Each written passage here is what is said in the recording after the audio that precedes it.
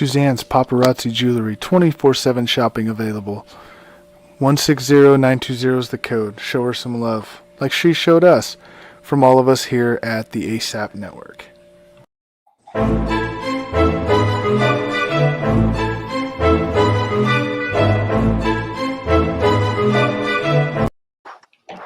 Everybody, I'm excited to be back. I missed all y'all except for Freddie. But hello, everybody. My name is Christopher Brown. You're now watching Real Talk. Today, I'm joined by the crew. I got Jay, Kenny, Freddie, and the newcomer to the crew, Jonathan. How y'all doing tonight? Man, always good. Always ready to talk some sports. Yes, indeed. Man, I was doing good before I came and seen you. But That's good. a lie. He joined this thing. Was so happy, Chris. Man, I'm so happy you glad back on the show. I missed you. That's what he told me off air. But you know how he changes up when we go live. Kenny, how you doing tonight?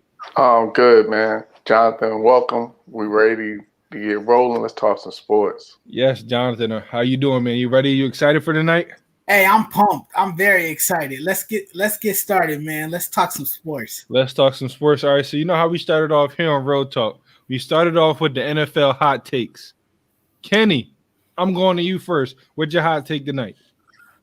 I'm glad you went to me first because I'm starting right off the rip. Okay. The Giants' offensive line will not keep Daniel Jones and Saquon Barkley healthy next season. Talk about it.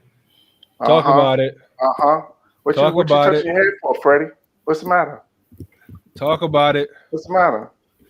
Why you coming to me this early? Hey, man, coming from the rip. I told you.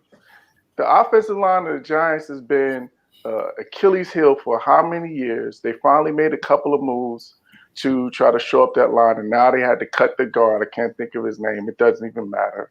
Another guy opted out last year for COVID. So it's the same. They're right back to square one, and you got your two skill position guys with a shaky offensive line. So that equals to what? Saquon Barkley coming back off of an injury with a shaky offensive line. Daniel Jones can't hold on to the ball. Shaky offensive line. What does that mean? That's my hot take. Okay. Freddie, I'm going to you next. NFL hot take. Bring the heat. It's funny that she went to Kenny first and me second. Jerry Jones, bravo. You paid your quarterback your money. But guess what, Dallas Cowboy fans? Don't get too excited yet.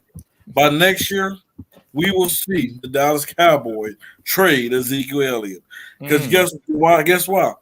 There's something called a salary cap. And guess what? You overpaid for a lot of guys. Oh, hold on now. That's not right. You can bring that up on my hot take. All right? They will trade Ezekiel Elliott to free up money. The last year we seen Ezekiel Elliott not be that same running back that we used to him being, that all-time pro running back. And let's face it, the Cowboys overpaid for him in the beginning anyway. So the Dallas Cowboys will trade Ezekiel Elliott by the end of the season. That don't even make no sense after signing Dak Prescott. Because you have no money. Elliott. They just freed up cap space with the 3 offensive linemen. What are you talking about? Okay, so he don't know. He don't. Yes, know. You want to get more pieces around him. He don't know. See if it sticks. I don't know. hear where Freddie's coming from on this because the offensive linemen that they cut to free up that money was because they was short money this year in the first place. Exactly. And they have to make up a lot on defense. I'm kind of feeling Freddie on this hot take, y'all, because they can't. You get rid of Zeke. They didn't cut the offensive linemen. They restructured their contracts to free up cap room. The money I'm saying that they got from that was to save face this year because a lot of teams are going to be down this year with that cutback from. Keep that in mind. We're going to talk about that soon. So that's I don't know. I kind of understand Freddie coming from on this one. I mean, I kind of see, but you don't cut you know second, third best player on offense. You just don't do that, especially when he's still this young and it's valuable. But Jay, I'm going to you next. What's your NFL hot take? I'm going to stay in free agency because that's the season. Galladay will be Wentz star receiver next year. Ooh. I think that's a nasty team. You know, in Galladay is going to be one of those players where they can go out, they can get him, he can come in, he could be their number one receiver, and he's not going to break the bank. So Because I do see some other receivers out there, Juju, Will Fuller, Allen Robinson. Well, he got tagged, I think. Yeah, he got tagged. But there's a couple of the receivers out there, but I just don't see the Colts going out there and grabbing them after what they've already done and moved around. So I see how Galladay. Yeah, especially with the Colts GM, he's not a guy that likes to spend a lot of money. Jonathan, I'm going to you. NFL hot take. What you got? Jonathan, before you go, ladies and gentlemen, did you guys see Chris Brown eyes lit up? Yeah. Anyway, Jonathan, you know, NFL hot take. What you got? Jay said something about the coach. Hey, guys, look, my biggest NFL hot take. I'm gonna stay in Seattle. I'm gonna go with Russell Wilson. I think by next season he'll be a Bear. You know, I think he's gonna end up in Chicago because look, he made it real clear that he wants out of Seattle. I think he needs to change the scenery at this point in his career, and I think their relationship between him and Seattle is very fragile right now, and he just needs a new place to play, a new city, and I think the Bears will give him a fresh start. They're in desperate need of a quarterback. I mean, it just feels right for him, and I think that's where he's going to end up by the time it's all said and done. I think they'll pull off a trade and get something done in time. You know, that's a great hot take. I'm going to end it off like this. There's one team me and Jay always talk about that they're a position away from, you know, they made it all the way to the AFC Championship this year. All the way to the AFC Championship there. And there was one thing that when you watch them play, you say, man, if they had this, things would be a lot different. I'm talking about the Buffalo Bills. That one position, Jay, he knows, is running back. Who's the guy that just did not get signed, didn't get franchise tag? Aaron Jones. If I'm Buffalo, Aaron, we just made it to AFC Championship. Our best running back was our quarterback. Can you come play for us, please? And we're young. Thank you. Boom, hang up. And if he doesn't answer, you know who I'm calling? Mr. Veteran. Yo, AP, I just watched you on the Pat McAfee show. You said you want to go to an organization that's winning and trying to win a championship. We could use you over here. You're our best running back was our quarterback. Thank you. And we got some money for you. Boop, bang. 1, Aaron Jones, 2, AP. When I'm looking at the Bills right now, I'm going all in for a quarterback. All in for a running back. That was one position we said, especially me and Jay, all throughout that playoff run, that if you have this, your offense will be way better. Their best running back was their quarterback, man. Now, he's a good runner, but you don't want your quarterback running that much to get a hit. Go ahead, get you Aaron Jones. Go ahead, get you AP, and let's play some ball. Hey, I really like that, too. AP would be a workhorse for that. Would be a workhorse, you know. Absolutely. And Aaron Jones would just take it over the top. Yeah. If they can land Aaron Jones, that makes them a game changer. Yeah, that'll take a heavy load off of their quarterback for sure. That would definitely make them a game changer. But let's move Freddie, on. How would you feel about? Oh yeah, how would you feel about Aaron Rodgers losing Aaron Jones? Because they didn't franchise tag him. Well, we have a topic, you know, that I'm gonna cover that in a few. So I don't want to, you know. You know how he just claimed the Packers right there. But let's keep that in mind. But let's talk about that. Let's talk about the topic, man. The NFL, they changed up the salary cap, you know, because of COVID, because of revenue loss. It's $182.5 million. Previously, it was over 190. So you're losing about $8 million in cap. We already seeing right now, you know, I see in the comments, Brandon talk about the Chiefs cutting their 2 offensive linemen. You've seen a lot of teams restructure deals, and you see a lot of teams, you know, cutting veterans. I'm going to go with you first, Jay. What do you think about the new salary cap, and how do you think it's going to affect some of these teams? Well, first of all, I just want to make a notion. I called the Chiefs cutting their offensive linemen a few weeks. We had the Chiefs commentator on our show, so I just say that part. But I'm looking at this, man, and there's some teams that were putting in some seriously bad positions by this salary. Yeah. I mean, the handful. One of them we about to talk about because I guess Freddie got something for us. But the Packers being $9 million above the salary cap is ridiculous. You know, and then you got the Eagles who 17 above. You know, that's that spot. And there's a couple other teams, Rams, Saints. Which brings me to some situations. Chiefs, Packers, Rams, Saints, mostly the Rams, though. They're on a do-or-die situation. Being $33 million over the salary cap and then trading a package as big as they did for Matthew Stafford, they have to go deep in the playoffs. They have to. It's imperative that they go deep in the playoffs. And I think that, the bottom end is where, those type of situations lie.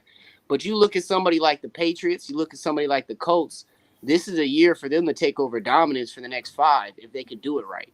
You got 68 and 69 millions of salary cap space, and they're not horrible teams. They ain't got a horrible amount of holes. So this is gonna be a funny year. It definitely is going to be a good year. Freddie, going to you next. How do you think this cap situation is going to affect some of these NFL teams? The 5 teams that you have. Who knows? How it's going to affect those teams. But I'm curious to hear your thoughts on this. Sir, I'm tired of you taking shots at me. Okay, I'm tired of I'm just tired of them. You're going to take so much. Might as well take a nap then. So I'm going to let you live right now. Yeah, man, this is definitely going to affect a lot of teams, especially like you look at a team like the New York Giants who are trying to build an offensive line or trying to maybe need a wide receiver or need other weapons here. It's definitely going to make teams focus on the draft a lot more, I believe. Just because, like I said, the money's not there because of COVID. So these teams are going to definitely have to get better at other ways. You look at the Green Bay Packers, for example. You're talking about, Aaron Jones is, they didn't franchise tag him. Well, they're probably not going to be able to afford to keep him. So maybe a team like that looking for a running back to the draft or maybe looking for a skills player. Now, by the way, since they drafted a quarterback the first round last year, we know that they shouldn't be good at another quarterback. Maybe they will get a skill player in the draft. But I definitely look for a lot of teams going deep, looking for a lot of skill players. A lot of these needs that they need to fix holes in their team to the draft due to the salary cap not being there. We're taking a dip like it was. We're taking a dip on money-wise. Kenny, how you feel about the salary cap? Yeah, I just think it's going to be you were going to see who's the front offices are going to really shine. We're going to see who's really, we're going to see the levels in terms of front offices. Who's going to be able to take advantage of these cap casualties, and then who's going to, whose teams are going to really be weakened by these cap casualties. So, that's when I hate to say it, but this is the time when the New England Patriots tend to shine. Mm-hmm. So look for them to be, a really big player. And, with COVID, it was really nothing that the owners could do, because I saw the comments, somebody's asking about blaming. It was really nothing the owners could do about that lost revenue. COVID just, it just ate into the revenue. So this was inevitable. So it's just now it's on, whose front office is going to be, who's going to be able to make those players take those take those hits or do the restructuring. Who's going to give some money back? Who's not? Who you're going to have to make some tough decisions on. Then what's going to be available, what you have available in terms of if you got a lot of cap space like the New Englands, the Jets and teams like that, and how are you going to be able to bring in talent and fit them under your cap? So, yeah, I think it's on the front office. This front office time is going to be their time to shine right now. You definitely touched on that. It's definitely going to be on executives, on the front offices, because when I look at, like you said, the Patriots, a team that's really not young right now, they got a lot of guys that, are in their prime or a little older with a lot of money that they have. You would think they're going to go all in, but then I look at teams that got high draft picks. I'm looking at the Jaguars. Can they turn around after 1 year with all the money that they have right now and all the, veterans being cut? Can they turn around and build themselves a competitive roster for now, build on the future? Also, the Jets. The Jets have the number 2 pick. They can easily trade back, get a whole bunch of draft picks, and make some moves. Then you got teams like Washington, teams like the Bengals, like the Dolphins. Just a lot of teams that didn't make the playoffs last year that have a lot of cap space right now that can take advantage of some of these older teams having to cut a lot of players. But, Jonathan, let me come to you to wrap this up. How do you feel about the cap space this year? Yeah, this pandemic has had an effect on this offseason tremendously. And I think a lot of teams are going to have to rely on the draft. There are some teams that will benefit from this, like Jacksonville. I think Jacksonville will have a big offseason and will be able to get a lot done this offseason. I mean, look who their coach is, Urban Meyer. This guy is good at building teams, and I think he can take advantage of this with the cap space that they have. And then you look at the New England Patriots, they can do the same thing. So I think some teams are going to, finish last in the end, and then there's going to be other teams that just finish at the top. because they have more cap space than other teams. It just sucks that a pandemic has really affected a number of teams in both a negative and positive way. Yeah, you just talked about some teams finishing at the bottom. That's a perfect segue to our next topic. Which teams do you think needs to blow it up or are going to blow it up if they fail this upcoming season? Jonathan, I'm coming to you first. Man, it's tough. I would have to think the Raiders would be one team that would blow it up. And they had numerous chances to turn it around. They haven't. Derek Carr looks like he's not the future there anymore. John Gruden was getting criticized for terrible play calling and not making the right decisions to put his team in a great position to win. So I would think the Raiders are one of the teams to blow it up. If things don't go all well for them next season, you would have to think that the team and the Cowboys as well. I mean, on defense particularly, they got to get better defensively if they're going to have a chance. Their defense was atrocious last season. You could point the finger at the quarterback and the coaches, but I mean, it's unfair. The quarterbacks do take 90% of the blame when things go wrong for a team. But when you look at their defense, that defense was terrible, and they're going to have to blow it up if they want to get better because they're not going to go very far. Dak Prescott can only do so much for you offensively. So I think the Cowboys will be another team to blow it up, and they will have to – they can also blow it up in the running back position if Ezekiel Elliott doesn't start to perform at such a high level. So College ready. A few teams that really stand out to me that would have to improve if they don't get better this season. Kenny, what you think about that? What team do you think is going to blow it up if they have a failed season this year? I'm going to say the Pittsburgh Steelers. I think that this is the last roundup or, the one last time, the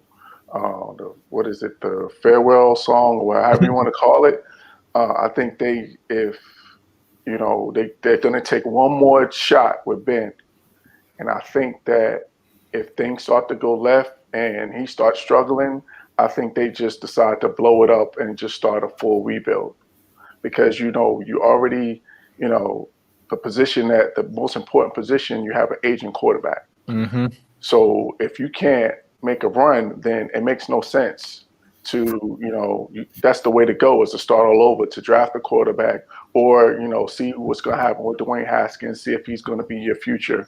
And I think that's the team that has the biggest potential to be blowing it up after this season is the Steelers. Freddie, which team's blowing it up after this fails? If they fail this season, I'm going with the Green Bay Packers. At the last couple of years, we've seen this team. We've seen this team. Say our. When I talk, you listen, sir. I told you how this works. This ain't my team. My favorite team since I've been growing up. My favorite team. Ladies and gentlemen, I'm just tuning them out. The Green Bay Packers. We've seen this team for the last couple of years make deep runs in the playoffs. But when you have Aaron Rodgers as your quarterback, that is not enough. That is not acceptable. That is not. So if they lose Aaron Jones this year, and that's one of the main reasons why this team lacks on a running game. That's one of the main reasons why this team struggled on offense. This is the main reason why this team cannot make us to a Super Bowl. I expect this team to blow it up. I expect Aaron Rodgers to finally, what we thought was going to be this year, demand a trade to get up out of Green Bay. I expect Devontae Adams to want to get out. I expect every good player to leave Green Bay because we've seen that this organization do not believe in putting their players in a winning position. The Green Bay Packers do what's just enough to be relevant, but they do not do enough to put them in winning situations. For an example, everybody and their mother knew that Aaron Rodgers needed another wide receiver last year. And guess what? There's a dude by the name of Antonio Brown available. But guess what? Since Green Bay is just so afraid how they're represented, how they look, they didn't want to give a man like that a shot. But guess what, Green Bay? Eventually, you're going to take chances. Eventually, you're going to take shots to win a Super Bowl. And until then, they're going to still be that team that's going to look relevant. That's when the beginning of the preseason comes. We all going to say, oh, they're going to be the team. But guess what? At the end, they will let you down. So I expect this team to blow it up by the end of the next season. Well, the crazy thing is, that's the team I've written down for somewhat of the same reasons. You know, I don't want to say that we all think they're going to be great in the preseason. That's only Packers fans. Real fans know they're going to fold in the playoffs like they have been the past couple of years. And it's not Aaron Rodgers' fault. It's just the fact that they have a terrible roster. But I definitely think they're going to blow it up if they don't make it to the Super Bowl. Not the NFC Championship, but they got to make it to the Super Bowl and probably win it. To me to think Aaron Rodgers, is going to want to stay there. I thought he should have demanded the trade as soon as Jordan Love was drafted. I don't care if it wasn't a wide receiver you could have drafted right there. You could have drafted anything else but a quarterback. It was 55 times worse than what my team did. When I turned the draft off when the Eagles drafted a quarterback in the second round. So I can only imagine what the Packers fans did when their team drafted a quarterback. They traded up to draft a quarterback in the first round. I'd have broke my TV. But Jay, to wrap this up, what team do you think is going to blow it up this year if they fail? I got two teams. 49ers and the Saints. I like that second team. 49ers in a very, very bad position. Their division has gotten better, and the free agency session hasn't even started. And if the Rams got as much, if the Rams improved as much as people think they have with this Matthew Stafford trade, San Francisco just jumped to 6th place in the division. Okay, because they weren't better than the Cardinals last year, they weren't better than Seattle last year, and they weren't better than the Rams last year. So if the Rams got better, they didn't fall far down that list. They're already trying to get rid of Jimmy Garoppolo too. So if he has a bad season, or they're not able to get rid of him and get compensation for him correctly, that team is gone. The other thing is the Saints. You got an aging quarterback again, like we were talking about in Pittsburgh. Yeah, you got Taysom Hill and all that, but he's not the answer. He's not the answer after this to be competitive and still be Super Bowl caliber. The other thing is you got Michael Thomas, you got Kamara, you got very high profile players on your team that are going to be looking for more contracts soon. So I'm going on record. If San Francisco if they start to finish last, that team's getting blown up. If the Saints go in the wrong direction, if Brees don't come back and they don't look right in preseason, he ain't coming back. Yeah, Brees done. Yeah, he retired. He really cemented it though. But like they would be a fool to accept them back, just like the Steelers were a fool to accept Big Ben back. But the Steelers don't got any quarterbacks. The Steelers were a fool to accept Big Ben back, but the Steelers didn't have no backup QBs. If I'm the Saints right now, I'm looking at Jameis and Taysom like I'm not taking what did Drew Brees showed you in the playoffs. He's done. Yeah, he showed you for years that he's done. They would be a fool to take him back. It's the same thing that we saw with Phillip Rivers last year. That arm is done. It's done. You can only do so much. When Father Time hits you, it's Father Time, bro. You can't go reverse that. There ain't no drug out there to reverse that. So, and that's what we were seeing with him. Now, the Saints are going to bring him back next year. If he wants to put that helmet on, he'll be back next year because they don't have an answer for him outside of him yet. He already signed a contract with NBC. He's not coming back. Man, how many times Tony Romo signed contracts and still play? What do you mean? Once he left, he was done. When he actually left Dallas. You should know that you're a Cowboy fan of the city. Yeah, once he went to the booth, he didn't come back. Yeah, once he went, but he signed contract and it never ended up going because he came back and played. But I don't think. I mean, how bad can it get? I mean, he got Jameis Winston. I mean, we see him go 30 for 30. I don't think. Right. Yeah, it's not that he just couldn't take care of the gunslinger. They had no running game. Yeah. He was a gunslinger. So Drew Brees is a better option than him? No, he's not. We talking about a guy that can't throw the ball 25 yards. He has veteran experience. That's what makes all that veteran experience went out the window when it was time for him to play football. Who cares about veteran experience if you can't play the game of football at a competitive level anymore? When they went against the Buccaneers, he couldn't throw the ball more than 25 yards down the field. They can't win like that. Was that his fault? Or was his fault? Offensive line protect against that defensive line? They had a top 5 offensive line in the NFL. That was his fault. Going against the top elite defensive line. That was his fault. Drew Brees just has run out of juice. It's Drew Brees for years has shown he can't throw the ball more than 25, 30 yards down the field. Nothing was still getting it done, though. I think this was the first year where we really. This was the first year we took that step back. Yeah.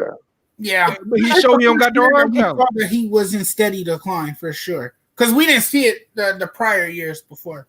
We didn't see it at all. He's shown flashes, but this year was worse. And I'm not bringing him back after the way he showed in the playoffs. When you talk about aging players, period, any position, you want to see a gradual decrease. You can hang on to a gradual decrease. Drew Brees hit a cliff.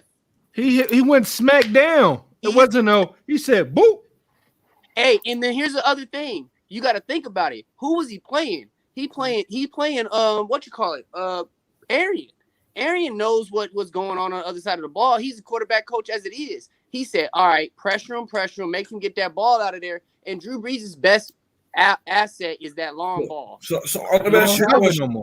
So let me ask you a question. You rather give up a person on an aging season, on a season that looked like you lost a step, who still completed 70% of his passes, still gave you about 3,000 yards, gave you 24 touchdowns, 6 interceptions, so with a QBR 106, you rather get rid of him than a person who can't keep turning the ball over. That's what you're saying. That's what you're saying.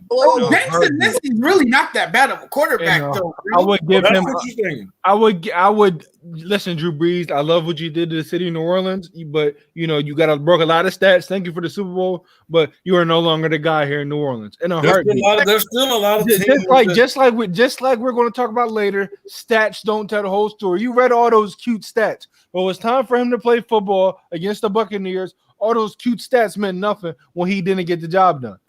So I'm not trying to hear all those cute stats. When it was time for him to play football, Drew Brees, I feel about Drew Brees, but there's no bias right here. There's no bias. He's going to go down as a legend. But right now, he is past his prime. He's past the back end of his prime. He has the misfortune to get hit with injuries, something that Tom Brady in the back end of his career has not been able to get hit with these injuries. So he can still throw some type of long ball. He has his inaccuracy moments, but he still has somewhat of an arm. Drew Brees' arm is gone. This is the same quarterback that had the first Tommy John surgery. Okay, Drew Brees is gone. So the other thing is, this isn't about Jameis Winston at all. So don't put him in this. This is not about Jameis Winston. Well, who's going to replace him? So let me ask a question, though, Jay. Drew said it was Jameis' team. You got those Taysom Hill's in his mid-20s, late 20s, and Jameis is in their late 20s. So if they have a bad year, can't they just replace those guys, one of those guys as quarterback, and still keep the same skill position plays and just upgrade a quarterback? Why would they blow up the team? In a heartbeat. Any young quarterback is going to want to sign there with Kamara and Thomas. Yeah, that's what I'm trying. So I don't understand that. Why would they blow up the team? Any other team. It doesn't make sense to blow up that team when you have Kamara and that's the only thing I'm questioning. Here's the thing. Thomas was dealing with injuries the past 2 years. You got Drew Brees going out of here. And you got Tampa that is locked for sure in that division. So okay? is that an excuse for Drew Brees since you make an excuse for them? See, that's a double standard what you're saying. Here's the thing. That's why I said take Jameis Winston out of this. Drew Brees did great last year. He had a good season. He was decent. He was all right. He wasn't like anything we've seen in the past. Yeah, but when it came down to that pressure game time moment, his body couldn't keep up. He was already drugged through the mud, bro. He got down in them final games and he couldn't do it. He was out there. You could watch Drew Brees trying. You know the type of player he is. This is the guy that's going to take that hit and sling the ball 65 yards down the field in crunch time. He could not do it. Period. Yeah, that's a fact. Well, Drew Brees is gone. Well, I guess you know what the new trend is. Seeing we're going to just get rid of players. After they have one bad mix-up, one bad run in the playoffs. But even though he still win football games, still put up good, decent numbers, but he's just going to get rid of them. Hold on, you just talked about the Packers having Aaron Rodgers and not going. If you're not making it to the Super Bowl, it's not good enough. He didn't make it to the Super Bowl. He lost in the second round, but that's good enough. I'm confused, Freddie. That's different, though, Chris. How is that different? You're talking about a quarter. You're talking about an older quarterback. Drew Brees was the reason why they lost the game. He needs to go. No. Done. He was the reason why they lost to the Buccaneers. He was the sole reason. You know what? No. You can't just say that. He wasn't the sole reason. Did you watch the game? Did y'all watch the game and all the interceptions he threw? You can't just say that. Interceptions, which was very uncharacteristic of Drew Brees, who rarely would turn over the football. Because they realize he's not throwing it past 25 yards. So Michael Thomas is going to do a 5 and in and 5 and out and break on it. It's simple. I've been trying to tell you all this. The game plan is simple because the quarterback can't do anything. If your quarterback is not special anymore, the game plan is going to be simple. So you give up. Defense just crushed them. So you give up on a dude for one game. Freddie, he has shown because of injuries this year, he is not the same quarterback. So if you're telling me I'm going to bring him back just for him to do the same thing, mind you, this is a quarterback that hasn't won anything in over 12 years. Okay, he hasn't taken you to the Super Bowl in over 12 years. Okay, so you acting like this dude is Tom Brady. No, I'm not giving rid of him. I'm not getting rid of him. It's not Freddie. It's not like he had an Aaron Rodgers type performance in the playoffs where you couldn't say he was the reason why your team lost. If you watch that game, the interceptions he threw because of the game plan, because he cannot throw the ball longer down the field, because he wants to play with injuries, because like in the comments, he had 11 broken ribs and wanted to come back from it. All these injuries he had and decided to play. He played bad because he wanted to play those injuries. Drew Brees is done. He's a family man. The booth. What are you saying? I don't want him as a quarterback if he's costing me games. I don't care about the career he had. Yes, he had one bad game because of injuries. He's gone. He's done. Bye. What I'm saying is that you do not have a better option other than Drew Brees. I would take Jameis Winston over Drew Brees any day of the week. Also, they can trade for any quarterback they want. Now, this topic is went on way too long. Jay, I apologize. You got something else to say? We got to move on. We got to move on.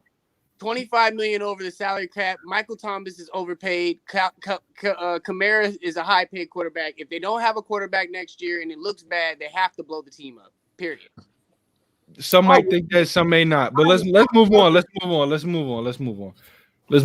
talk about coaches. Which coach is on the hot season is on the hot seat for this season. I'm gonna start it off. I'm going with Cliff Kingsbury. This is a guy, that has never won anything of significance. He didn't win anything at Texas Tech. He got a job. Right now, they didn't make the playoffs last year. If the Cardinals somehow do not make the playoffs this following year, he's gone. He's out of here in a heartbeat. For me, Cliff Kingsbury is on the hot seat. He has to win something because he's won nothing his entire career. Thank you, by the way. Kenny, you can go next, my friend. Okay, I'm gonna double up on this and go Mike Tomlin. I think Mike Tomlin. It may be time for a new voice. He's been there for a long time. He has, maintained a high level of winning, a high standard. But I think him and Ben might go out together. So I think either him. I will go with him or Matt Nagy with the Bears. I think if they don't figure out their quarterback situation and make a move, then I think he's done. So one of those two. Jay, what coach is on the hot seat this year? So I'm going to go exactly what I was talking about earlier. Stay the same team. Sean McVay. He has to do something. He has to do something. You going to talk about somebody running around and not doing nothing. Sean McVay hasn't won nothing. And here's the other thing. He got the best player in the NFL on his football team. The very best player in the NFL on his football team. Two of the best. I was about to say, it probably top 3 corner in the NFL. So when you got players like that on the team and you're going out and trading your starting quarterback and draft picks for another starting quarterback, you got to win. Okay, I understand that. Freddie, real quick, coach on the hot seat. Okay. Mike McCarthy. Let's just face it. He have not been the coach that the Dallas Cowboys and Jerry Jones wanted. He's not the coach. He's not the coach as far as players. Even though last year you didn't have your quarterback, hey, there was times that he messed up calling calls. He forget to challenge the play, stuff like that. This dude is not the coach of the Dallas Cowboys. There was a knock on him for the Green Bay Packers not wanting to adjust to the new style of game, not wanting to make adjustments, but not wanting to run the football. And now you have a running back that you paid all that money, but you don't want to utilize. So if he do not utilize Zeke and this team does not progress next year, I expect Jerry Jones to fire him. It should not be hard to fire him like it was Jason Garrett because he's not the son-in-law. He's not the brother-in-law. He's not the stepson. So I expect him to be gone. And then there's one more other coach. Matt LaFleur, I expect him to be gone. He's on a hot seat. There's going to be eyes all on him for making that decision what he did in the playoffs instead of giving Aaron Rodgers the ball, that fourth down instead of punting the ball to Tom Brady. So all eyes on him this upcoming season. We don't care about regular season when it comes to you, Matt LaFleur. It's what you do in the postseason, what you do to lead this team to a Super Bowl. Those are the two teams that's on the hot seat. Jonathan, I'm going to you real quick. What coach do you got on the hot seat this season? I was going to go with Mike McCarthy, too, since it's the trendy pick, it seems. But, I'm going to go with Zach Taylor. Look, the Bengals have been bad.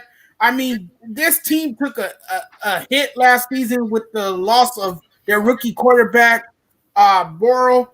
And, you could blame Taylor to some degree for that season-ending knee injury that Burrow suffered. And Taylor is just responsible for this team's failures, and he just hasn't gotten it done. He's been there long enough to turn it around, and it has not worked out for the Bengals. So I could see him being on the hot seat, and if something doesn't change this season, he's out. All right, let's switch it up. Let's go to quarterbacks on the hot seat. Freddie, I'm starting with you. Quarterback on the hot seat. I'm going to go with a young quarterback, second-year quarterback, second-year player. I'm going with Jalen Hurts. You hear reports from Philadelphia that there's still kind of some questions there. There's that their quarterback. So I expect him. He had to go out there and ball this year. He has to play. When your owner come out and say that we need to prioritize him as a quarterback, hey, that's bringing attention to him. So I expect if he do not ball, if he do not play, do not show expectation that this team have for him, I would not be surprised if they drafted a quarterback or trade for one or find one in free agency or whatever. But Jalen Hurts is definitely on the hot seat. Kenny? I'm going to piggyback on Jay and go with Matt Stafford. I think if he doesn't come in and get off to a hot start, or if they don't take a step forward, I think that's going to cost Mcvay his job, and then he won't be too far behind him. So I'm going to say Matt Stafford. He's on the hot seat. Jay? Oh, hold on. Looks like you muted yourself, Jay. We cannot hear anything you're saying. Oh, my bad. I'm going to double up. I'm going to say that all three parties that were traded are on the hot seat. Wentz is on the hot seat just because they got Brissett back there. Then you got Stafford, and you got Goff. I don't think Goff has done enough to solidify his name, and Matthews had some horrible years. Not him personally, but the team. So if he doesn't start winning and showing he knows how to win quick, I think that's going to get looked at very quickly. And then again, Wentz has a backup that's looking at him, and they didn't spend that much money on him. They didn't give up a lot to get him, so they could cut him easily. Jonathan, quarterback on the hot seat? Yeah, I'm going to go with two quarterbacks. I'm going to go with Kirk Cousins because, he's been the constant topic of conversation among many reasons why the Minnesota Vikings have struggled. It was a bad contract to begin with. He wasn't deserving of that money in the first place, and it is starting to show. It has shown, and, he has performed poorly. He's too inconsistent for me. He doesn't produce quality numbers, and he doesn't do a great job in putting his team in position to win. And I'm going to go with Jared Goff. I'm going to stay in my backyard, being from Southern California, haven't seen Jared Goff perform. This guy is another inconsistent quarterback. You never know which one is showing up. He hasn't done enough for me. He's too inconsistent. He's ineffective. And, he's just not a franchise quarterback. He has made that known. I don't think he's going to go to the Detroit Lions and make those adjustments or have a resurgent year like the year that he had a few years back. I think he has been exposed. I think the reason he was effective enough was because he had Todd Gurley behind him. After Todd Gurley was never the same, you saw the decline. You saw Jared Goff not be the same quarterback. So those are my two guys.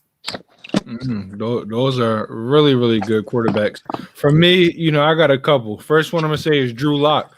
I try to tell Nate all the time, listen, your team is a quarterback away, amongst other things. But when you look at a guy who had the worst, completion percentage for starting quarterbacks, that's a problem. I think Drew Lock is definitely on a hot seat. Next, I'm going to go Dak Prescott. He got paid this big money. I think he needs to live up to it. I think he needs to, I don't care how bad the team is, you get paid that money, your team needs to make the playoffs. It needs to be held to the same standards that every other quarterback is being held to. Now, I've been very critical of Dak Prescott, and it's not him personally. It's because the team has chose to have him throw 50 times. When you got two running backs, that mindset just means nothing to me. And I think, everybody was telling me he is having these great, stats, but his team isn't winning. I don't blame him for the reason why his team's losing. But I'm saying, don't tell me he's this great quarterback with some of these garbage time stats. However, I do think you have to overpay for a QB, especially a franchise guy, and I'm glad that they got their guy. Next, I'm going to go Jimmy G. I think if they keep him, Jimmy G is definitely on a hot seat. One, this dude has not played a lot of games. Two, he's missed a hand the ball off. I mean, he showed, for me, after what happened in the Super Bowl, where when you decided to put the ball in his hands outside of the play action, he folded. Once that happened, I knew then that he wasn't the type of quarterback that you need on your roster. I knew that from the jump. So for me, I think he's on a hot seat. There's a lot of other quarterbacks on a hot seat, but, I'm not going to name them all. Big Ben, just one of them. But let's move it on. Let's go to the NBA. Let's start off with hot takes. I'm going to go ahead and go first. My hot take is that if Kevin Durant, if the Brooklyn Nets win the NBA Finals this year, Kevin Durant's going to get more flack than LeBron James has ever gotten for a quote-unquote super team. The narrative was he was going to Brooklyn not to be on the super team, to do, him and Kyrie by themselves. They go get James Harden. Okay, now we never seen a trio that can all score 60. We never seen the three top 8 players on a team like this before. Then you get Blake Griffin. And all the reports said they're not done. They're trying to get Drummond. They're trying to make more moves. So the narrative was he was going there not to be on another super team. But you can argue, this team is, just as good, if not better, as those Warriors teams. Kevin Durant is on a Brooklyn Nets team right now that has, 3. I never seen a team that has 3 top 7 ISO players. I never seen a team assembled like that. And I think, although he might not deserve a lot of blame, the narrative in his career, excuse me, if he wins with Brooklyn, is going to be he needed more help than LeBron ever did. And I think I think if he wins with Brooklyn, this is another team that had more help than LeBron ever did. So I think that narrative is going to be true. Now, I won't bring that narrative up because I know Kevin Durant is one of the most skilled scorers to ever lace him up. I know he's one of the most skilled basketball players to ever lace him up. When you have a lot of media saying you're not a successful basketball player unless you win a championship, it forces players to do this. The narrative for Kevin Durant, if the Nets win, is going to be he needed more help than anybody else in the NBA history to win a championship. Freddie, I'm going to you next. NBA hot take. Let's go. Tomorrow night, the mission starts. LeBron James and the Los Angeles Lakers are going on a mission. What you've seen the first half of the season was us coasting, going through injury, COVID, and all that. But it's over. I expect Dennis Schroeder, Montrezl Harrell, Kyle Kuzma, THT, Marc Gasol, whoever on the team to step up. LeBron can't do it by himself. I expect all of them to step up, but I expect LeBron James to be the MVP. He said that he needed to be the MVP of the team every night. I expect him to be that MVP. I expect him to stop shooting all them threes, and I expect him to get it when Anthony Davis to come back, to be Anthony Davis that he was in the bubble.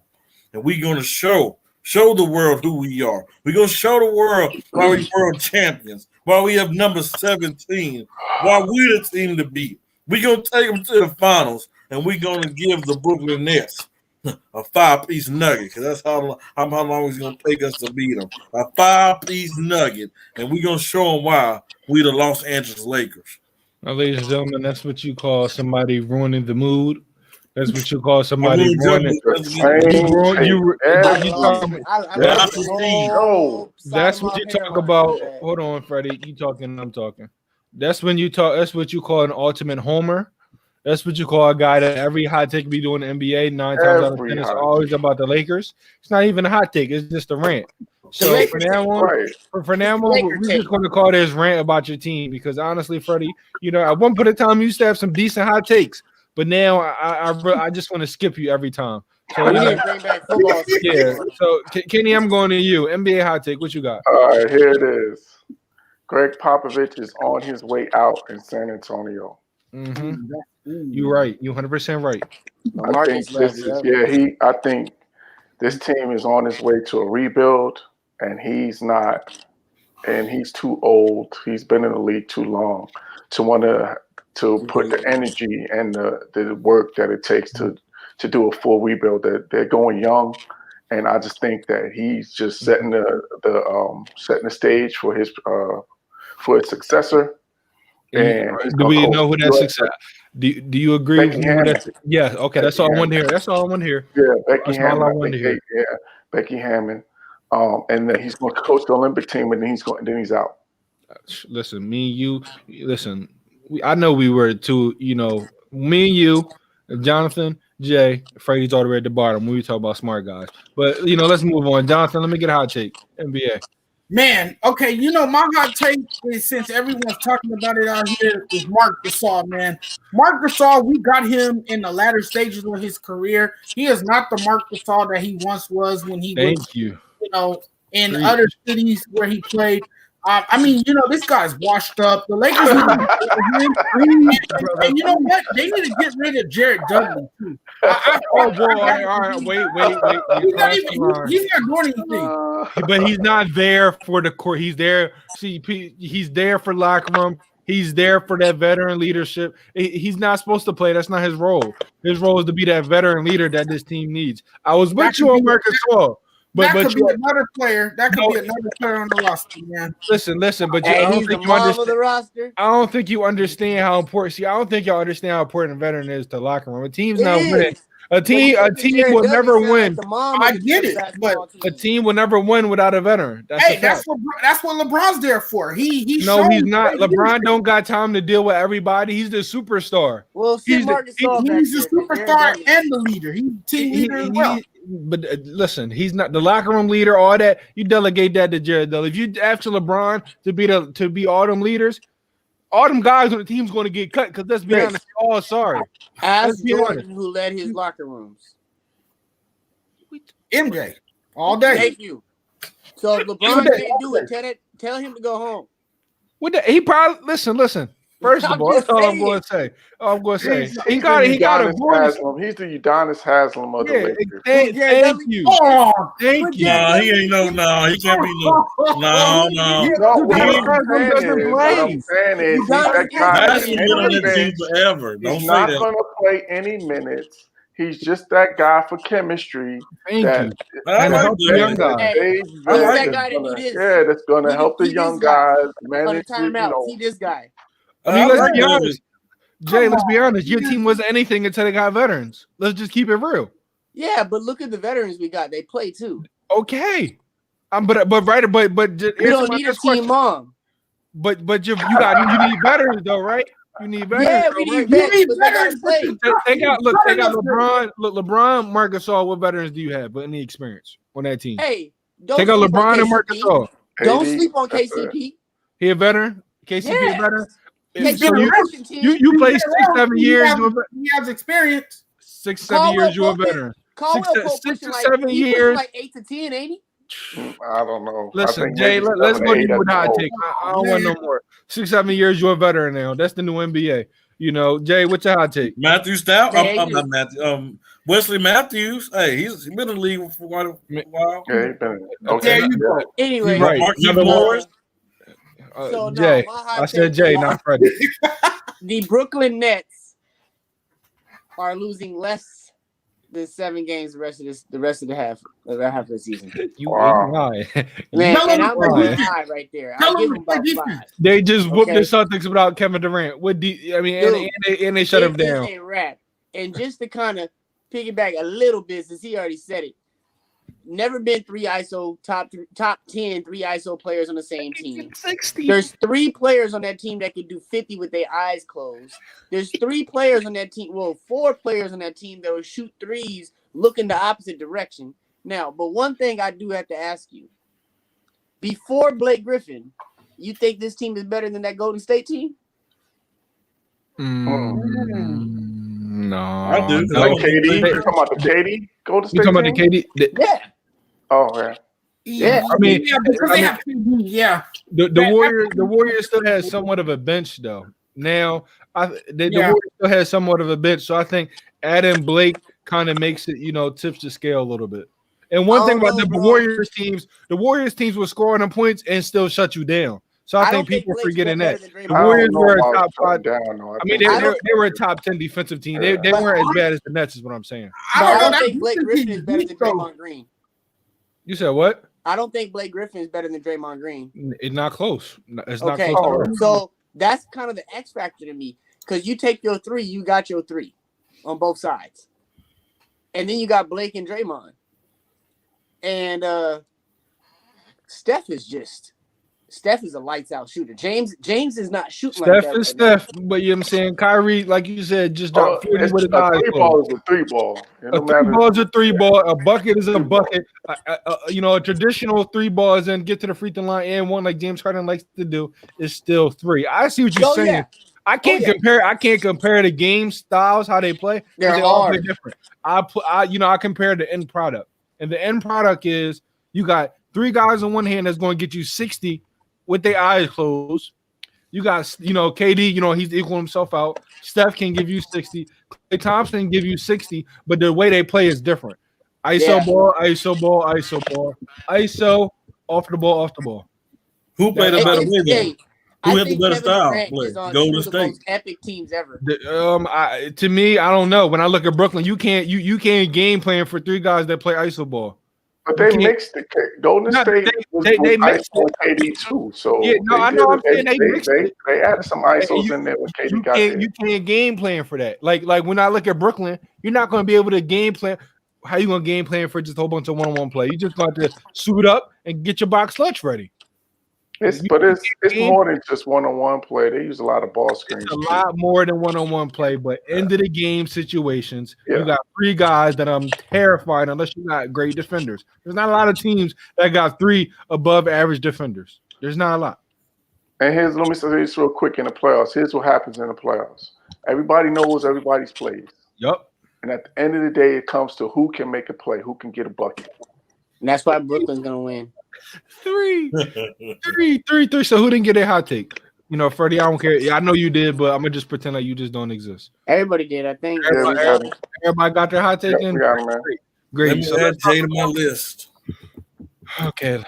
Bye. Anyway, let's talk about a guy that recently just got bought out from his team. That I'll be honest, I didn't expect it. LaMarcus Aldridge and the San Antonio Spurs have 2 years too late.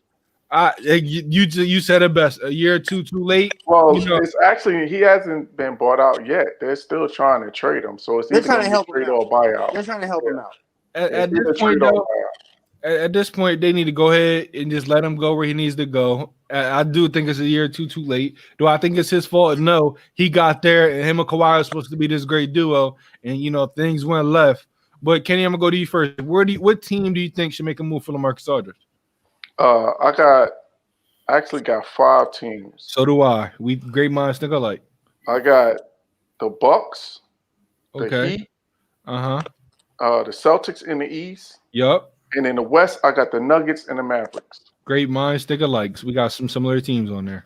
So yeah, I think the Bucks could use another piece, another guy that can score, that can help them.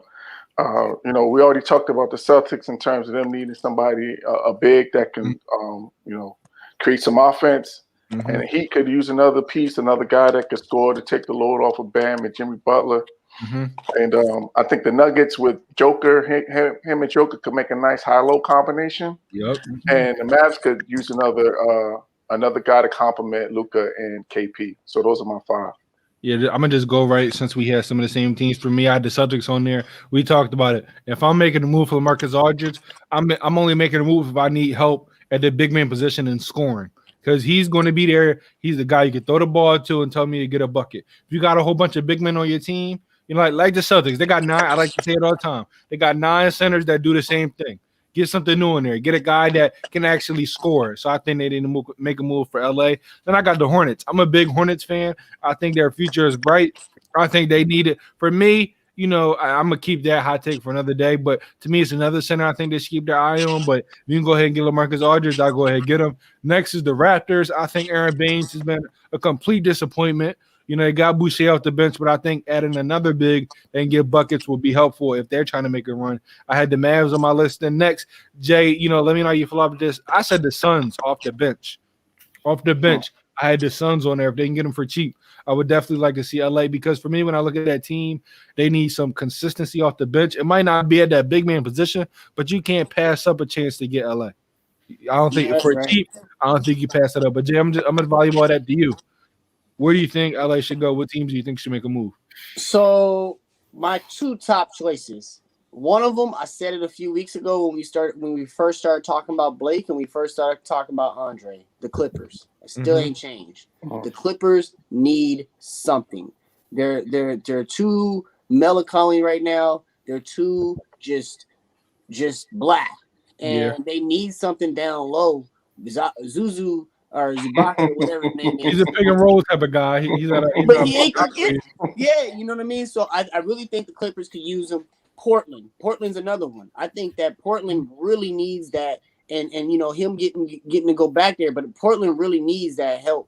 And I think that you know, Vucevic or Nurkic, when he got hurt earlier in the season with that leg, that really set them back because Hassan Whiteside needs to go outside. I don't know what he's doing in the gym lately, but he's not there. He with the Kings. He with the Kings right now. Yeah, so they end up getting rid of him. So so they need that presence down there. Boston, obvious reasons. Boston could really use that. We've all said it in different segments that Boston has 3 or 4 centers that rebound the basketball and play good defense. They do not do anything on the I like Greg. Embiid gives them all buckets. If you can't somewhat guard Embiid, you can't play. Let me not say that. Yeah, that's not fair. He just gave Gobert 48-19. Let me I will pump the brakes. I will pump the brakes on that. I'm sorry. But Thies is, you know, he does a little bit, and you can see when for Thies me, is in there. I like Robert Williams over all of them. But Thies, look at Thies' game. He has that outside, that 22, 24-foot shot. And I think inserting LaMarcus Aldridge instead of Thies would really be big for them because that offense really moves around when Thies is feeling good. But my last one, which I think might work out for both teams, the Atlanta Hawks. Move John Collins, get him in San Antonio. They're going to be rebuilding, getting younger anyways. That'll help them out. And then go ahead with a veteran presence and give Trae Young somebody that he can listen to. Give Trae Young somebody he can listen to. Give Trae Young somebody to teach him where to be and why to be there. You know what I mean? If the Spurs get away with that, that's highway. It is robbery. That is highway. But John Collins played in Atlanta, man. I know. That just don't that now I think it can happen in free agency. And trading wise, they might have to get rid of some guys. But if I can keep DeRozan, Murray, Walker, White, I forgot the other Johnson. Keep the core. Keep the core. Yeah, I like that. Real quick about the Blazers, because I know a lot of people are saying it. The reason why I'm on that move is because you know when Nurkic comes back, he's going to be your starting guy. You got you got Collins that's coming back, and you got Canner. You got 4 guys that are all, you know, 2 of those guys can't really play together all the time. You're not going to see LA and Nurkic because who's going to guard, you know, that power forward. You're not going to see LA and Cantor. So that's why I'm here on it. And honestly, right now, Cantor's been doing this thing. Cantor plays his best ball in Portland, so I don't think I'd get rid of him. I think Collins is young, but if they didn't have all those guys, I would love to see him and Dame playing back together. I mean, maybe you move Collins, maybe you move Nurkic when he comes back, and then you can kind of, transition. Cantor's playing really good basketball. You're right. But for me, Cantor is best off the bench, and I'm not as many injuries as this man Nurkic can never catch a break. When he's healthy, he's better than all of them. Yes, he is. Yeah, what was that last year? The bubble was it 22 and 26? And he does that. In a regular season, outside like a lot of people were bubble all-stars, but he was doing that, but before all this stuff happened, he just for some reason cannot stay healthy. But Freddie, I'm gonna go to you.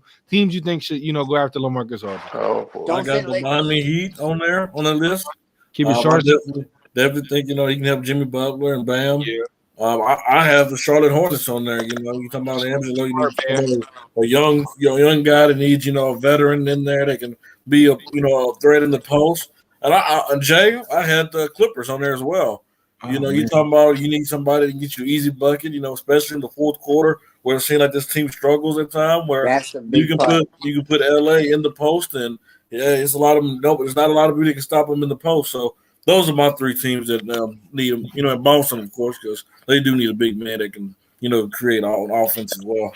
Yeah. What? Not the Lakers? Yeah, we all surprised about that. But Jonathan, what you got? What you got for us, Don? I'm with Chris and Jay on this one, man. I gotta go with Portland because that's what their lack of front court depth has dogged them for so many years. They have a prolific backcourt made up of Damian Lillard and CJ McCollum, but they have never found that big, to complement them. And I think that would be a great destination, a great landing spot for LA. And then another team is the Celtics. The Celtics, you talk about the Celtics, I think the Celtics is probably the front runners in this. I think Danny Ainge wants to make a move, and I think he knows that his team lacks a big, and they need a big because, look, the Celtics are undersized. And one thing that they have the two best wings in the NBA with Jason Tatum and Jaylen Brown, but they need more depth on the inside, mainly because they lack a scoring big. They have great defensive guys, but they need someone that can score and kind of be a threat inside the paint. They definitely do need that. I'm sorry, y'all, but the outlandish stuff that comes up about the we're going to pay that no mind, bro. We're going to pay that no mind. I didn't pay no mind neither. I'm glad because I had to mute you. But let's go into some segments right here. I'm gonna go first on this. Name a player you think that's going to get bought out that nobody's going to see coming. Marc Gasol. I think if the Lakers can get their hand on another big man, Marc Gasol is out the door. They get their hands on Drummond, get their hands on even LA. They get their hands on another starting center, he's out the door. See reports that they now want JaVale McGee back. Now, I understand everybody's, oh my God, we're getting a center that can shoot, he can pass. But did you not watch him play basketball last season and in the bubble? I tried to tell Freddie this. He didn't want to listen. He kept telling me Marc Gasol is going to be, he might not have the, he's going to do this, he's going to do that. But we all remember Freddie come on here last week saying how disappointed he is Marc Gasol. So I truly believe if the Lakers can get their hands on another big man, Marc Gasol is out the door. He is gone. He is past the back end of his prime. That means he is no longer a serviceable basketball player. 20 minutes or less from your starting center is not good. It's not good because can he play in their crunch time? He has good defense, but if he's only playing 20 minutes or less, you put him Montrez at the 5. Montrez can't play no defense. So I think they're going to go ahead, get another big man, and Marc Gasol's out the door. Jay, going to you next. Who's the guy you think is going to get bought out that not a lot of people are expecting? Y'all ready for this one? Probably going to be something crazy. Victor Oladipo. Victor Oladipo is the next one to get bought out. He's a free agent next year. They haven't been successful in his rotation in there. They're not gelling together. He don't want to play there no more. Why drag it out? Let him cut the loss. Let him move on and have a chance at hitting something this year. And I think he's the one that makes the most sense out of everybody as well. Like even this LaMarcus Aldridge one, like I said, it's 2 years too late, and they're the 7th seed in the West right now. I just feel like that was a little bit different. So the one that makes sense to me is Victor Oladipo. He got too much value to just cut it, let go. But they ain't keeping him. He's a free Sign agent. it. You can always do a sign and trade. Yeah. You can always do a trade or a sign and trade at the end of the year. Look, he John has Wall, too much DeMarcus value. Cousins, the John Wall and DeMarcus Cousins are tired of being disrespected. Because not even on the team no more. DeMarcus not on the team no more. John Wall keeps getting hit with injuries. Victor Oladipo and this old team is all injured. That's just dysfunction, man. John Wall and DeMarcus Cousins were tired of being disrespected. DeMarcus Cousins said, "I'm gone." John Wall's stuck. He can't go. They ain't about to get rid of him. John Wall. He averaging a dub. What? John Wall is hooping right now for a guy that keep getting hit with injuries. For a losing team, though. No, but that's what I'm saying. Like, even if he wanted to exit, he's trapped. He ain't about to. Victor Oladipo and John Wall they're not getting along. Victor Oladipo already said he don't want to play there. You right on all that, but he has he has too much value for them. Like, listen, they're not going to decline getting Karis LeVert and then just let Victor Oladipo walk away for free. Even if they trade him for a second round pick, they're going to trade him for $5,000. They're going to trade him for something. He's not. There's no way they're going to let that man. He has way too much value. He's not walking out for free. I thought they would have already traded him. If they wanted to get the value, they would have already traded him. Now they probably either one too much, two teams not willing to do it, or three they're just gonna wait to do sign and trade at the end of the year. We'll see, man. He's not walking away. If they let that man walk, that would be really that'd be crazy. But if they let this man walk away for free, you're talking about a team that ruins the whole entire James Harden trade, in my opinion. That ruins the whole entire trade because you didn't get Allen, you didn't get LeVert, you got VO, you let him walk for nothing. And you gave up the best player in the trade and didn't get two of the you didn't get three of the other players that was in there. You didn't even get Terry and Prince. Nope. So in my opinion, I said the second round pick, that's even losing it. I need a player or I need a top 15 pick or you lost that trade. But Kenny, I'm gonna go to you. Player that you think gonna get bought out that a lot of people might not be expecting. I'm gonna go. Everybody's talking about Drummond, but I'm gonna go with Kevin Love. Yeah, I think that's a good one. Yeah, I'm gonna go with Kevin Love because he's been, persona non grata all season.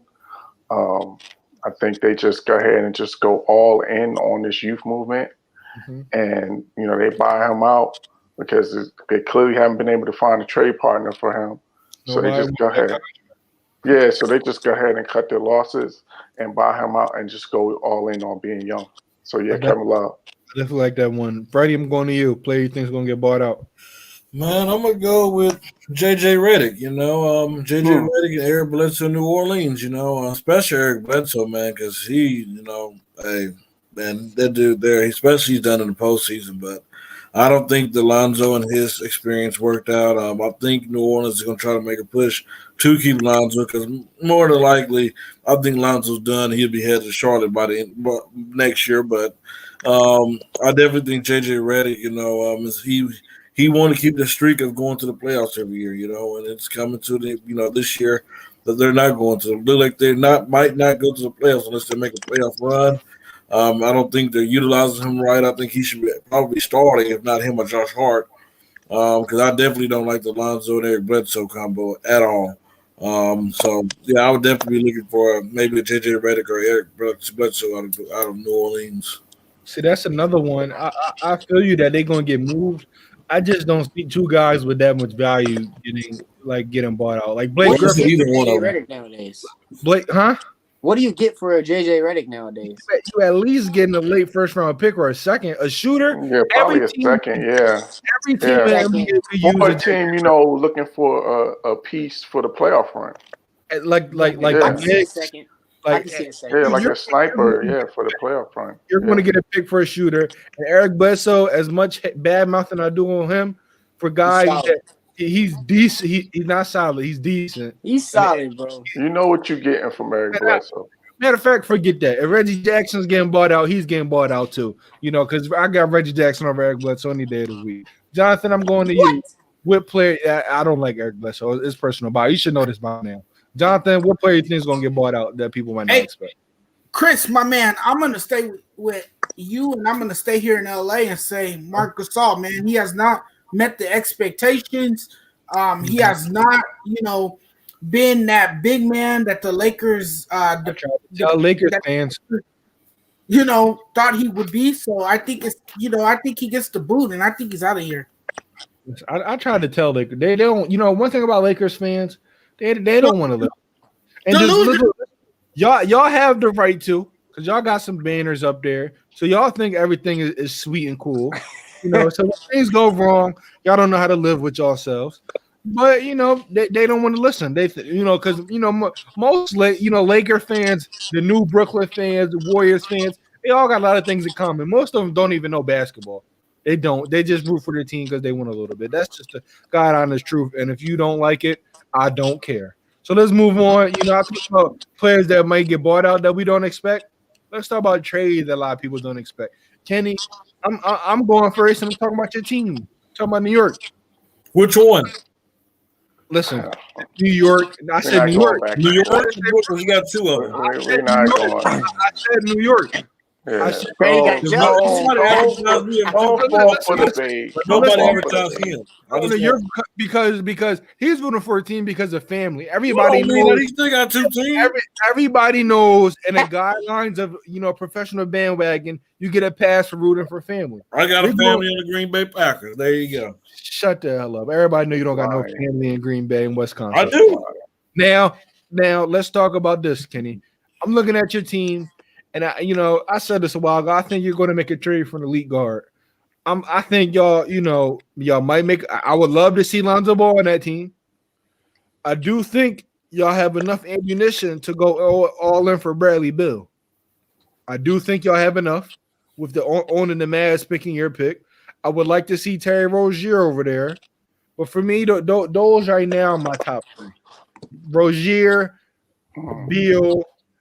I think you'll have enough to get Levine too as well. But the trade that a lot of people don't expect. I see the Knicks making a push to solidify themselves to the playoff team, and they're going to go youth. They're not going to go in for a Kyle Lowry that's going to be there for a year or two. I think they go all in for a guard. He's going to be under 26 years old that can build for the future for this team. Now, Kenny said to talk about your team. I'm gonna let you go next. Okay, that's interesting. I'm actually going to go back to Kevin Love. Mm-hmm. And say that he gets traded to Portland.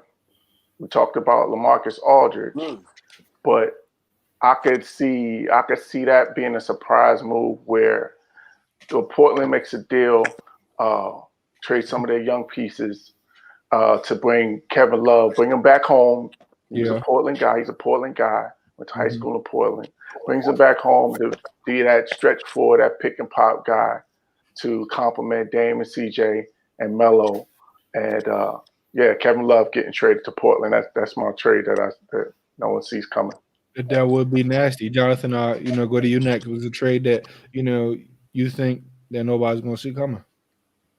Man, the Knicks have long been interested in acquiring Bradley Beal, and I just don't see him staying in Washington. He says he wants to stay there, but I think the Knicks are going to try to get a deal done and put together a package to get Bradley Beal in New York. I would love to see it.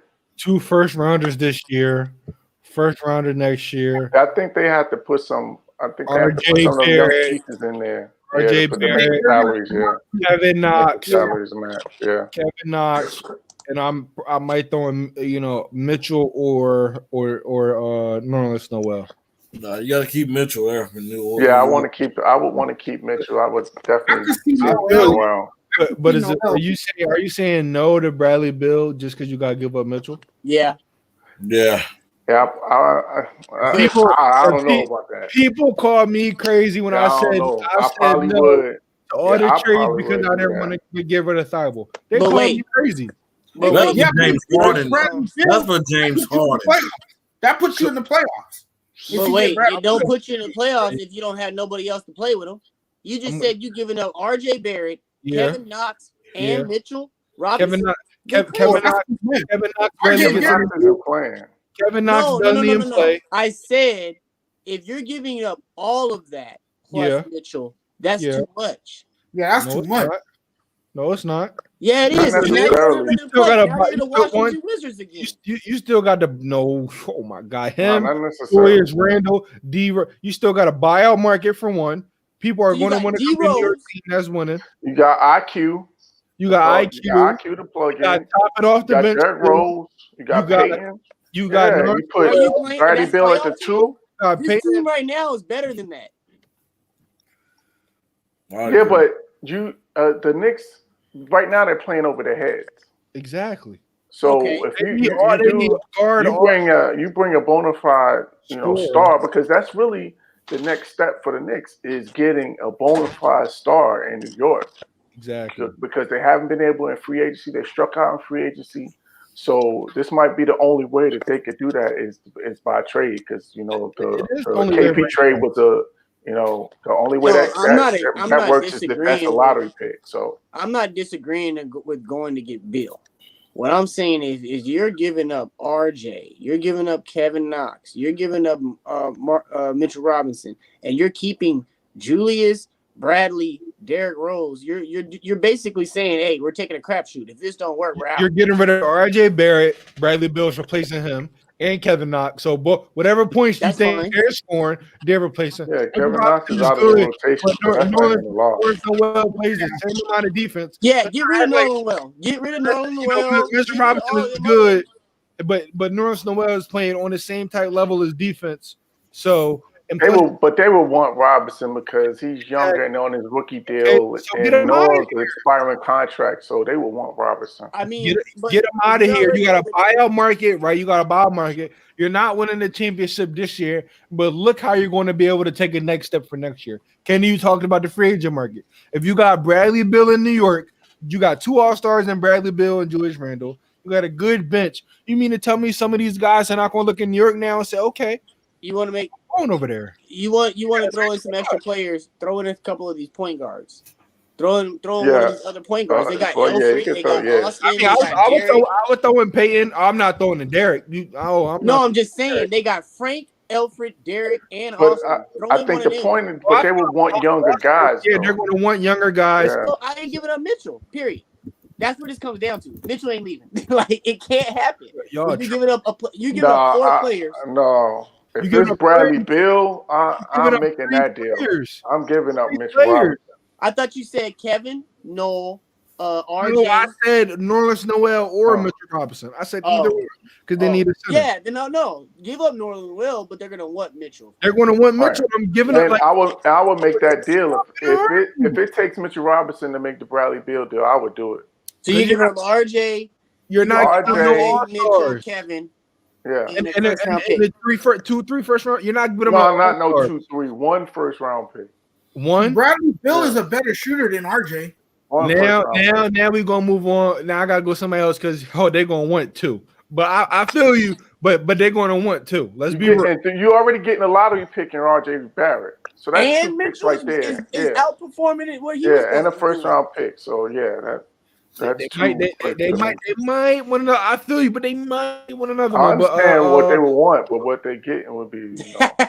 Yeah, I feel you. I feel you. Because he wants out of town anyway, so you don't have no leverage. Yeah, just like I didn't want to give up nothing to go get Harden, because I didn't want to give up too much. Harden's a different player though than Bradley Beal. They're the same player. They both ain't went. No. Bradley Beal is just on a losing team, but he is putting up big 30. Ain't too many dudes that's putting up 30. Listen, James Harden is great, but we're not going to act like Bradley Hill's a scrub. Bradley Beal. He ain't no James Harden neither. He ain't putting up. Ain't too many guys in the league putting up 30. We've seen James Harden the last 3 years average 30 plus. I'm talking about in the rest of the league. You're talking about one guy. It's only a handful of guys that gets 30 in the league. And Bradley Beal's one of them. Yeah, but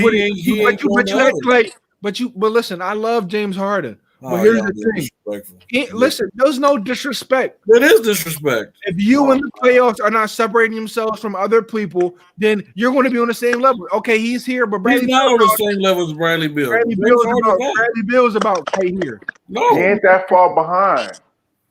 What did James Harden? No, tell me, what has James Harden done to separate himself?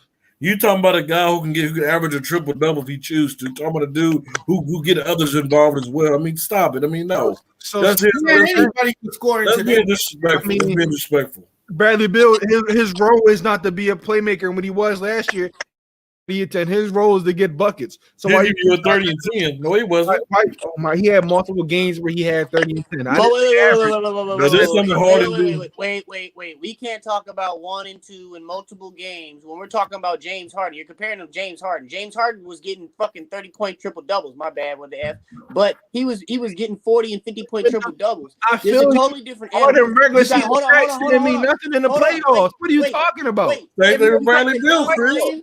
It's still That's a lion. what I'm saying. No, Bradley Beal is still a lion, but he's the young lion. Okay, he's not that You're lion right. leading the pride. James is here. Bradley Bill's about right here. Exactly. It's not that far. He's not that far away. Like it's not like this. If we're not James Harden, it's not Kevin Durant. If James Harden is doing 30 and 10, Bradley Beal is doing 30 and 4, 30 and 5. James Harden is in the same. He's right under KD. Like, you know, scores. He's right under KD. Some of the best scorers of the game. All right. Anyway, put some respect on this man's name. I'll put respect on him. I'll put respect on him. I'm just saying he's not that far away. I ain't saying I said James Harden's an elite player, but Bradley Beal is averaging 30. Like you can't prove that. You're disrespectful. That's disrespectful. Saying that the dude averaging 30 on the losing team, that's disrespectful. A losing team is team with the playoffs. So Devin Booker's not elite all those years. Hey! All right, moving on. We got Devin Booker. Yeah, I knew that would get you. I knew that would get you. Let's move all the way on. We're skipping a whole bunch of topics because now I'm pissed off. Why are you pissed off? I'm bringing facts. I'm bringing facts. I'll bring up my trade. So your trade skip. We're moving on. I didn't get my trade.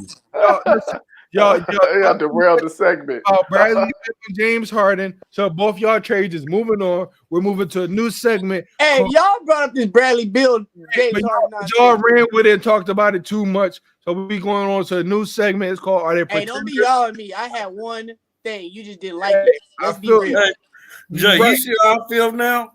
Join my team. Boom. Now, like I was trying to say, we're going on to a new segment. I can do it too.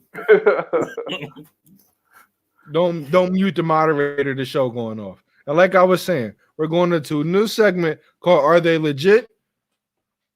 Listen, Freddie, stop. What are you doing? What are you doing? You're ruining the show. Freddie, you took me off the screen. I didn't do nothing to your screen. Now the segment is called Are They Pretenders? Are They Contenders? I'm gonna name a team and y'all just say, do you think you're a contender or pretender? Don't list anything, don't give no reasons why, or you get muted. Just answer the question. First team I'm talking about, the Utah Jazz. Are they pretenders or are they contenders? Kenny, I'm going to you first. Pretender. Freddie? Pretenders. Jonathan? Pretenders. Jay? You're muted. Jay? Pretender. Okay, 5 for 5 on pretenders. Wow, Utah Jazz. I don't feel bad. Boston Celtics. I'll go with you first, Jay. Pretender or contender? Contender. Jonathan, pretender or contender? That's tough for me. I'm going to have to say pretender. Okay. Freddie, pretender or contender? Pretender. Kenny, pretender or contender? Pretender. Pretender for me as well. Next, we're going to go to the Denver Nuggets. Jonathan, I'll go with you first. Pretender or contender? Contender. Freddie, pretender or contender? Contender. Kenny, pretender or contender? Oh, man, this is tough. I'm going pretender. Jay, pretender or contender? Fake. I'm going pretender as well. All right, 2 more teams left. Next, we're going to go with the Phoenix Suns. Jay, your team. I'm going to you first. Pretender. You already know. Okay. Freddie, pretender or contender? Contender. Jonathan, pretender or contender? Definitely contenders. Kendi, pretender or contender? Oh, I'm sorry. Pretender. I got to see it. Now I'm in the going playoffs. now. Second to last. Where do you go, Chris? I said contender. Second to last team. Kenny, I'm going with you first. The New York Knicks, pretenders or contenders? Oh, pretender already. Jonathan, pretenders or contenders? No brainer. Pretenders. Freddie, pretenders or contenders? Pretenders. Jay, pretenders or contenders? Pretending. Last team we're going to talk about, Golden State Warriors. Freddie, are they pretenders or contenders? Pretenders. Kenny, pretenders or contenders? Pretenders. Jay, pretenders or contenders? First round knockout. Pretending. Jonathan, pretenders or contenders? They're pretending. Okay. That's a new segment we call pretenders and contenders. Next, we're going to go with the Lakers. Nah, I'm just playing. We all know what the Lakers are. We're going to do that, every week. We're going to name some teams that's, is in the mix, up and forth with that playoff seedings. But speaking of playoff seedings, everybody predict there are 1 through 8 playoff seedings in each conference in order. Freddie, I'm putting you on the spot. You're going first. Ooh, boy. Are you okay? Let's go. So we're going to go with the East. Everybody's going to go East, and everybody's going to go West. So Freddie, start off with you in the East. Playoffs 1 through 8. Let's go. The East, number 1, I'm going to Brooklyn Nets. Mm-hmm.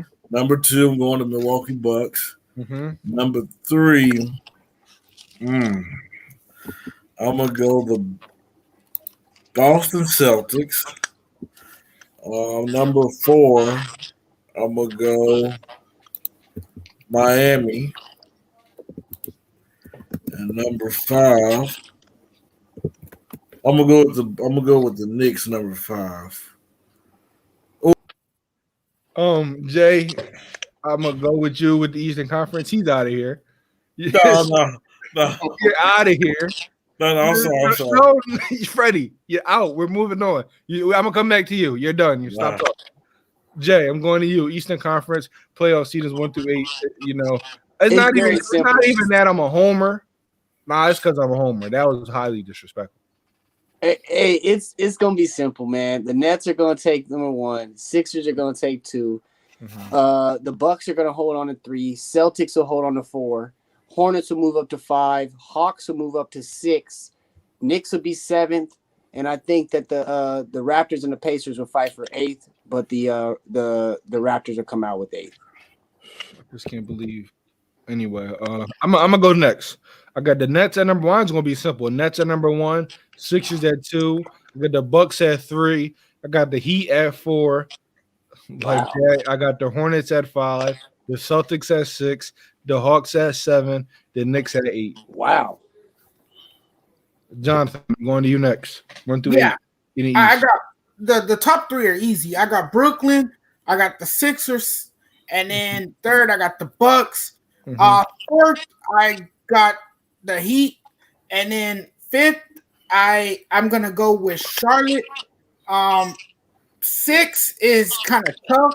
I'll probably go with I'm gonna go with a surprise team here. I'm gonna go with the Knicks, and then 7 I'm gonna go with. I think Toronto slides in, and then 8 is the hardest one for me. I'm gonna go with I'll go with the Wizards. Did you not say the Bucks? I mean the Celtics? He did it. He didn't say the Celtics. No, the Wizards will make the playoffs for the Celtics? I ain't mad at you. The Celtics trash, man. Oh, that's a hot take for sure. Yeah, That should have been a hot That's take. a hot take for sure. Yeah. The Celtics are just too undersized for me. They I suck. feel you. It's just surprising to hear. I still got them, over like the Raptors and all. But look, I respect you for it. We definitely gonna talk about it on Monday. Kenny, I'm going to you 1 through 8. Or did I do you already? Okay. Yeah, no, I didn't. Brooklyn, Philly, Milwaukee, Boston 4, Milwaukee, Miami 5, Charlotte 6, Toronto 7, and the Knicks sliding in at 8. Okay, Freddie, Your bottom 3. All right, I'm changing. I totally forgot about the Philadelphia. Number 1, I actually got Philadelphia number 1. Okay. Number 2, I got the Brooklyn Nets. Number 3, I got the Bucks. Number 4, I have Miami. Number 5, I have Boston. And number 6, I have the Hornets. Number 7, I have the Knicks. And man, I'm gonna say the Hawks get it together and get to that number 8 seed. All right. All right. Now let's go to the Western Conference. I'll go first on this, as mine is going to shock everybody, but I stand by it. Number one, I got the Phoenix Suns. Number Wow. two, I got the Los Angeles Lakers. Number three, I have the Portland Trailblazers. Number four, I have the Los Angeles Clippers. Number five, I have the Utah Jazz. Number six, I have the Denver Nuggets. Number seven, I have Golden State. And number eight, I have the Dallas Mavericks. Kenny, I go to you next. What's your 1 through 8 Western Conference and this All season, right. playoff seasons? Okay, I got the Lakers 1, Clippers 2, Utah 3, Phoenix 4, Denver 5, Golden State 6, Portland 7, and the Memphis Grizzlies at number 8. Ooh. Team that I think needs to go all in for Bradley Beal, but that's neither here nor there. Jonathan, let me get your 1 through 8 Western Conference playoff seasons. Yeah, sure thing. I got the Lakers first. I got the Clippers second. And I got Denver third. I have the Mavericks fourth. And fifth. Yeah, I have the Mavericks up there. Following that, I have Utah at 5. I have Portland at 6. And I have the Suns at 7. And then 8, I'm going to go with Golden State. No love for you, Jay.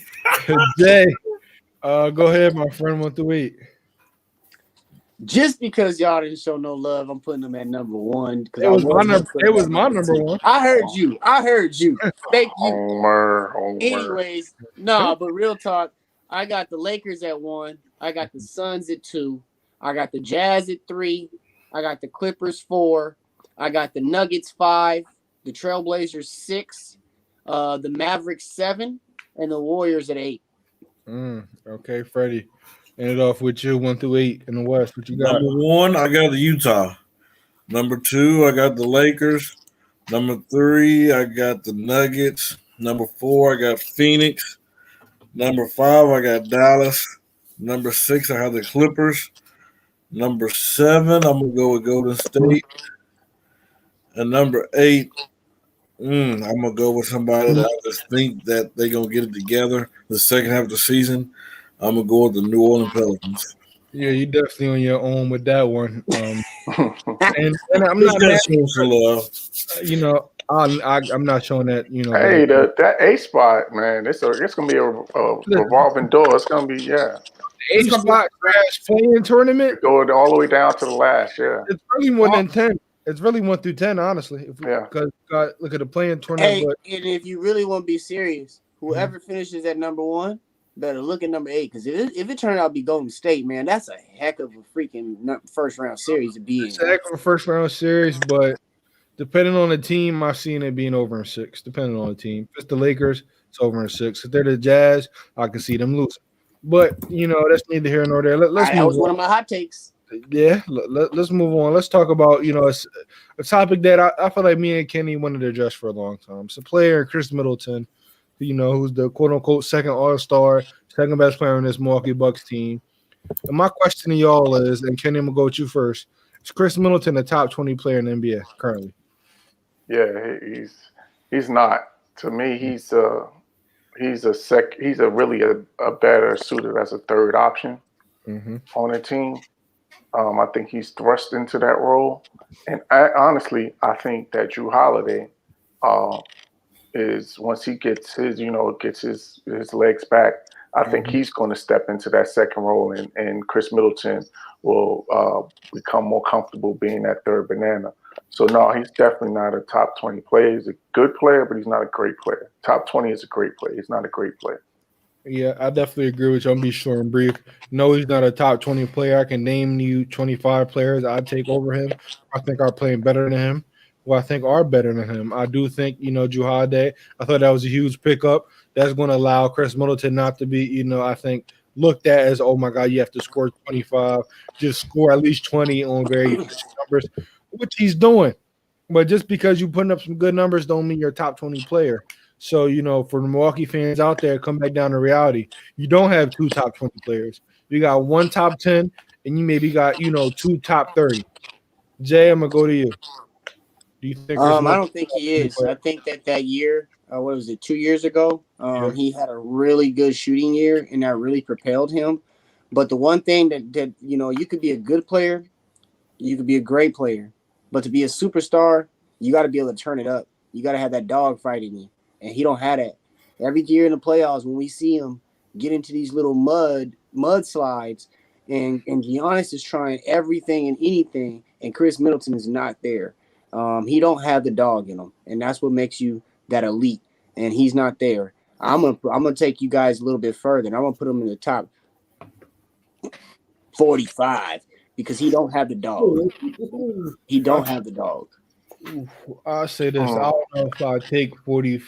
I don't know. I don't know about 45. I can count him out. We don't got time for that. But another segment. But I'll be honest, if I think about it, if I try, I mean, listen, you going off potential, maybe. But if I'm going on right now, some guys might not be able to make that list. Freddie, I'm going to go to you, though. Is Chris Middleton the top 20 player in the NBA? No, I got him around the 30th range, We all talk about the playoffs. You have Giannis as a teammate. And we know in order for Giannis to win, Giannis is like that Shaq, and all he's missing is like that Kobe. And Chris Middleton is not, that player. He's not the player that, in crunch time, we used to, hey, give me a bucket, go give me a shot, take over. Sometimes, he can be, he becomes short under pressure, and which when you need him to elevate his game to say, all right, Giannis, I got this, don't worry. But he's definitely not, that, and I definitely agree when Drew Holiday come back. Drew Holiday's going to bring, force this team, let him know, hey, I'm that second option. You can depend on me, not just on the offensive end, but on the defensive end as well. The defensive end, to me, is the best defender on that team. I don't think it's close. But, Jonathan, I'm going to go to you. Is Chris Middleton the top 20 player? No, he's not a top 20 player. You know what? He's a great regular season player. He puts up great numbers throughout the course of the regular season, and then when the playoffs come, you're like, where the heck is Chris Middleton? He just folds. He disappears when it matters the most. So, no, he's not a top 20 player. If he was a top 20 player, he would be one of those players that will show up in pressure situations and get the job done for his team. He's definitely not a top 20 player. See, we agreeing on too many things here. And trust me, Monday, we will not be doing that. Well, we getting close to the end. Let's talk about some of these awards. In your opinion, who's the front runner for the Coach of the Year? I'll go first. I think this name is going to be said later on. I don't care. For me, it's obvious. It's Monty Williams. You talking about a team who I feel like I said they're going to finish first. If you go from out of the playoffs to the first seed, I think just like last year, I thought it should have been Frank Vogel. This year, I think it needs to be Monty Williams. Jay, who you got? Quick and simple with the name if you want to. No, Monty for real. And if it's not Monty, it's old boy in Utah. I forget his name off the top of my head right now. Yeah, they just got a really good team. The same thing is going on in Phoenix. So it's not superstar play, just superstar play. Like McCall Bridges got 17 at halftime, and he's the leading scorer right now. So it's a great team, great defense, which we have never been known for. And you got to give it to them. Yeah, I definitely agree with everything you said. I'm going to tell Quinn Snyder deserves it. But, that's your opinion. Freddie, who you got for winning Coach of the Year? Man, I actually got Steve Nash. If he's able, and this is kind of, this is coming from me. If he's able to take all these personalities, the ISOs, stars, and make them put their egos aside and get this team to actually work. I mean, hey, that's a tough task, for a rookie head coach coming into that situation. If he's able to do that, then hey, you got to give him Coach of the Year. Props to him, well deserved. Especially in that type of situation with the expectations on that team as well. Freddie, you just said I got to go back to you.